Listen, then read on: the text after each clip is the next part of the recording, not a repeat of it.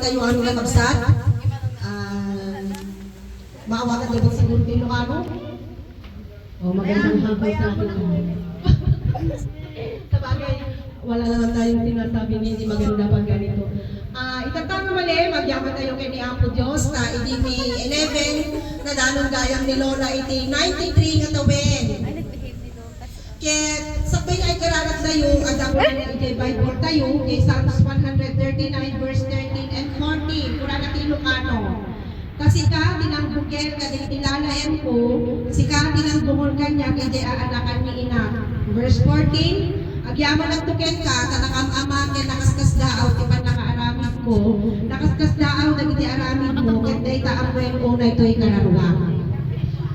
Itiday nga manin, kuna na di Bible tayo, ang lifespan daw ng tao sa Bible, 60 to 70. Kung ito ay malusog. At iti condition na. Ang lifespan ng tao, 60 to 70, no, nasa lunat. Iso nga ni Lola, no ije at Lola, dahil ni 60 nga lifespan, manuti bonus ni Lola. 33 years. No ije tayo 60, ti bonus ni Lola, 33 years. Iso nga Lola, at di bonus mo nga 33 years, no ije tayo 60 nga tawin. No 70, manumit ti bonus na. 23. Iso nga gyaman tayo iti biyag ni Lola, tanadano na iti 93 nga tawin. Ket kuna tayo nga 60 to 70, no, nasa lunat iti tao. Iso nga gyaman tayo iti biyag ni Lola, nadano na ni Jay, adun iti bonus ni Lola. Iso nga iti kadami nitoy 20 years min at 93 no Lola manungarog iti tawin na itanda kami nga ditoy nangrugi kami na 20 years kami ditoy barangay ditoy. Iso nga ni Lola ket nagaget siguro na yung edad no kung si mangungungit kanya naget adapay lang ito yung pumanag na aglaba agdalos dalos ni Lola. Iso nga Lola, bay-bay ang nagiging trabaho. Ayan. Sabay di ko nagdingin ni Lola. Iso nga adun Lola, iti kwa adun ni bonus mo. Iso nga, enjoyin lang tante at biyan. Bay ang nagiging trabaho. Tahaan ka nga. Nagiging edad mo iningithan nga nagiging tipan-panunukin. Adat to'y nagiging anak mo. Adat to'y nagiging ampo ko. Iso nga Lola, nakagasgasat ka. Hanap mo mga 93 nga tawin ti madanon mo Lola malampas pa iti 100 years. Kaya Lola, manulang nga tawin 7 years.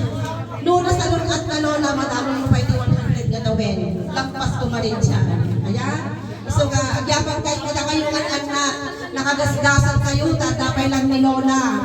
Makita na kayo nga nag-asawa, makita na kayo nagapuko, makita na kayo iti nagijay, apo ko iti tumeng, apo ko iti dapan, kung muna tayo, isang mga nakagasgasat kayo. Na kayo da anti, da kayo nga daiti, da kayo nga manmugang na nakagasgasat kayo, nagdapay lang iti katubangan nyo. Iso nga, agyaman kayo kay ni Apo Diyos.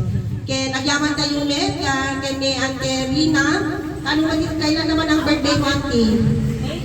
Ay, May 10. May 10, tapos, sinurprise lang namin Lola.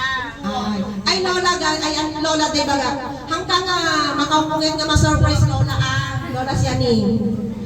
At dati may isang pamong iti minuli nga na surprise. Sinurprise kaya anak na. Nagungungit, nagsangsangit ti man yung anak na nga ng surprise. Isunga ko na. Into lumaminsan, na surprise din ka, hanggang agungungit. Yamanin kiti ko na ada na kiti apo ko, ada na kiti anak ko, ada na kiti bandluga ko namang surprise kenta. Iso nga Lola hanggang agungungit nga na surprise wen. Manggugitan ta.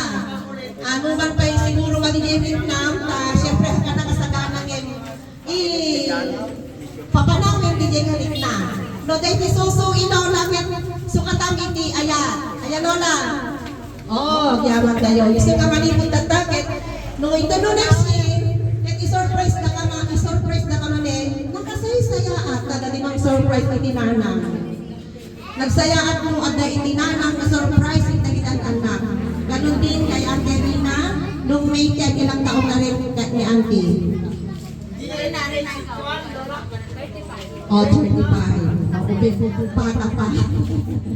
35 lang ako nung pumunta ako dito year 2003. Ngayon, 56 na ako.